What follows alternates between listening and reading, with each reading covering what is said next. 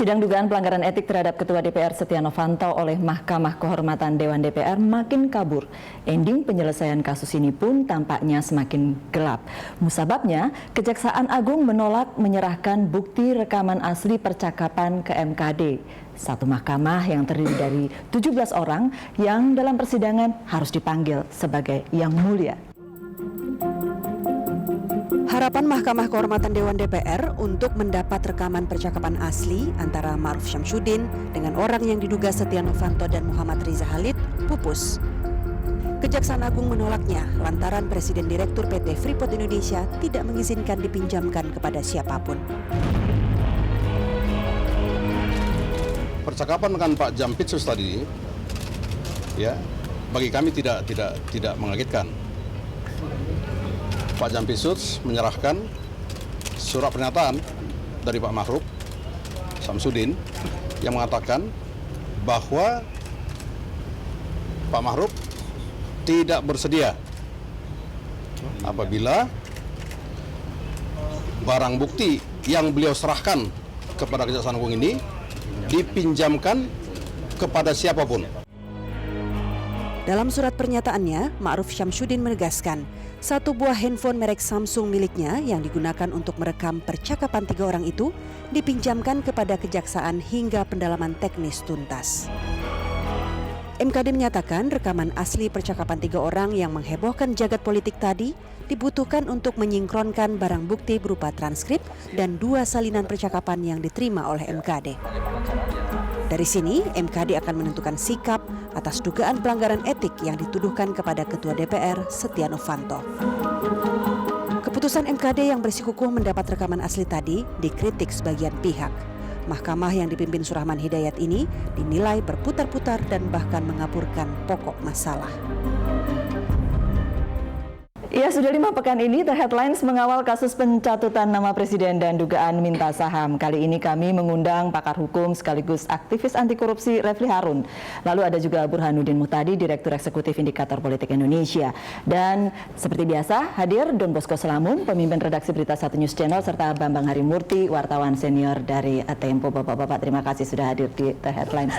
Mengabur sampai jauh, tapi memang kita rasanya wartawan pun butuh endurance untuk mengikuti ini. Iya, dan makin lama makin kabur.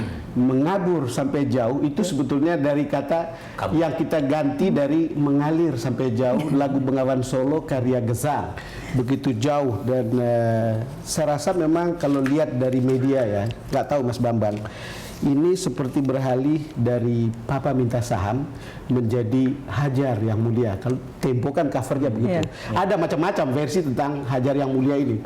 Tetapi bisa kita lihat bagaimana terjadi begitu cepat. Orang sudah mulai sedikit melupakan Setia Novanto, lalu kemudian orang mulai maki-maki tentang MKD. Jadi kemudian kita lihat beberapa hari belakangan isunya sudah banyak. Ada yang soal Jaksa Agung, ada yang soal Bapak Kepolisi, ada malah yang soal artis yang tertangkap dan seterusnya. Sampai kemudian kita pikir dalam media framing kita itu jangan-jangan tadi kabur ini ceritanya. Iya, karena media awalnya sangat fokus tentang hal ini, dan lama-lama jangan-jangan ya lahannya makin luas.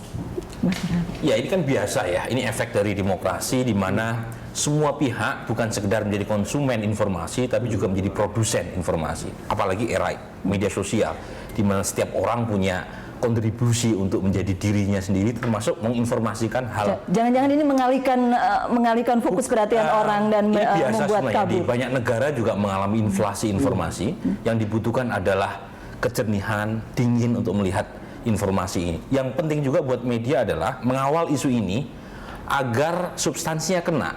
Yang seringkali luput dalam setiap heboh atau skandal adalah masuk pada pernak-pernik tapi lupa pada substansi.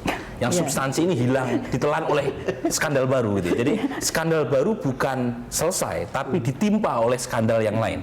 Nah, dalam kasus ini itu sebenarnya simple dalam pengertian ini sebenarnya satu proses telanjang tentang terjadinya rente gitu ya. Di mana proses perburuan rente tadi itu melibatkan pihak yang kita tahu seharusnya menjaga kehormatan dewan. Persoalannya penyelesaiannya tidak sesimpel itu. Saya khawatir secara sadar beberapa anggota MKD ini ingin mengaburkan ketajaman sidang etik itu. Jadi nanti ujungnya bisa saja kemudian menjadi escape clause-nya adalah bahwa nanti Setia Novanto dinyatakan tidak bersalah, bisa begitu? Kok bisa begitu? Nah, begini. Jadi saya udah tebak-tebak begini caranya. Persis. Ya kan? Kok bisa begitu? Pertanyaannya saya balik, apa yang tidak bisa di negeri?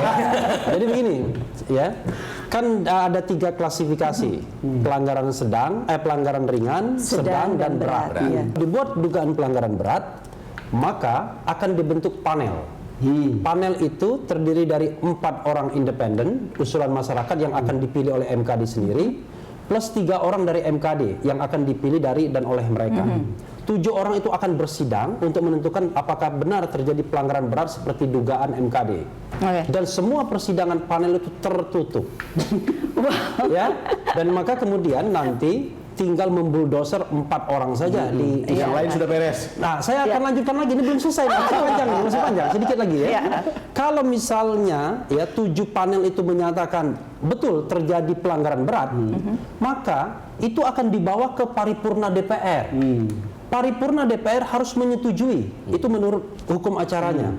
Kalau paripurna DPR tidak menyetujui, karena harus menyetujui berarti boleh tidak menyetujui kan? Kalau tidak menyetujui, Kalau dia tidak balik lagi. menyetujui, berarti walaupun dinyatakan bersalah secara etik, melakukan pelanggaran berat, etik, Tidak akan bisa diapa-apain. dia tidak diberhentikan sebagai anggota DPR. Panjang, Mas Bambang. Iya. Iya, saya setuju kalau masalah etik sih sebetulnya sudah selesai karena bahkan ketemu Donald Trump aja udah dinyatakan pelanggaran etik, padahal ketemu Donald Trump tidak ada ngomong saham, versi kita. iya, tidak ada ngomong saham, tidak ada Tapi ngomong apa. konspirasinya belum selesai nih. Ya enggak, maksud saya kita batasi pada etik gitu. Tapi ini kan mau dibawa seolah-olah ke ranah hukum karena itu seolah-olah ini perekamannya sah atau tidak begitu. Sebetulnya itu kan buat lembaga etik tidak jadi masalah, nggak perlu dipertimbangkan sama sekali. Jangankan harus ada bukti rekaman bahwa dia mungkin ketemu tidak ngobrol apa-apa saja, tetapi kalau persepsinya itu sudah tidak patut, itu sudah terjadi pelanggaran etik. Apalagi ini diakui dia bertemunya di tempat yang juga tidak patut, membicarakan hal-hal yang tidak patut, termasuk menghina kepala negara.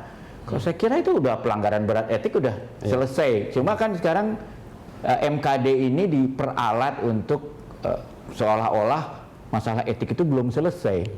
Dengan dibawa ke ranah hukum, gitu. Kalau ranah hukum itu ranah terpisah lagi, bukan urusannya MKD, ranah hukum. Iya, persoalannya iya. Buat kita mungkin ya udahlah pelanggaran etik selesai, kita menganggapnya sebagai sebuah pelanggaran gitu kan, misalnya begitu. Tetapi kan tidak sesederhana itu.